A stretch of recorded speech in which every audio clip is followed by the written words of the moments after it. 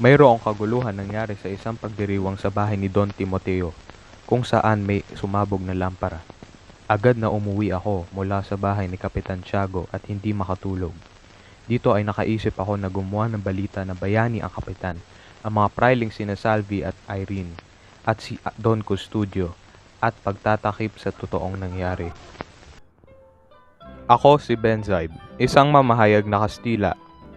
Laging kadikit ng mga kilalang tao sa kanya upang makahanap ng kanyang isusulat para sa pahayagan.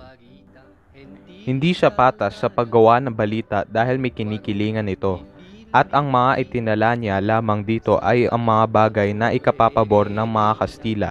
Lagi na lamang puro papuri sa mga kura at pamahalaan ang isinusulat niya sa kanyang pahayagan. Bilang isang mamamahayag, mataas ang tingin ni Benzaib sa kanyang sarili. Para sa kanya, siya lamang ang nag-iisip sa Maynila. Kahit na sa kanyang pahayagan ay may mga maling isinulat siya at kino-question siya ng kanyang mga mambabasa dahil hindi niya maipaliwanag ang kanyang mga sinusulat. Ngunit swerte niya't mayroong siyang tulong mula kay Don Custodio. Sa kanyang mga pahayagan, inilalarawan niya si Don Custodio bilang isang taong puno ng pagpapahalaga sa kanyang kapwa at nagbibigay ng magandang halimbawa sa iba.